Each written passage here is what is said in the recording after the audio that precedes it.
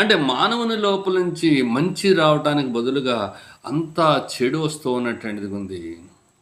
మరి విష పదార్థాల్లాంటి సంగతులు మానవుని లోపల నుంచి బయటకొస్తూ ఉన్నటువంటివున్నాయి.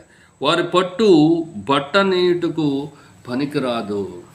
అంటే మరి మనకు నీతి క్రియలు, మనకు పరిస్థితులు, మన జీవిత శైలి మనకు బాగానే కనిపిస్తుంది. పట్టులాగానే ఉంది మన జీవితము. మెరుస్తూనే ఉంది. కానీ అది బట్టను నేయటానికి ఏం కాదంటండి పనికిరాదు. వారు నేసినది ధరించుకొనుటకు ఎవ్వనికిని వినియోగింపబడదు. అంటే మనం చేసే పనులు ద్వారా ఎవరికి కూడా ఉపయోగం లేదు. ఎందుకు అనంటే వారి క్రియలు పాప క్రియలే. వారి క్రియలన్నీ కూడా పాపపు క్రియలే. వారు బలాత్కారము చేయువారే. వాళ్ళందరూ కూడా బలాత్కారమే చేస్తారు. అంటే మనుషుని యొక్క స్థితి ఎలాగుంటది, ఎంత దిగిపోయినాడనేది మీకు ఒక చిన్న వీడియో క్లిప్ నేను చూపించడానికి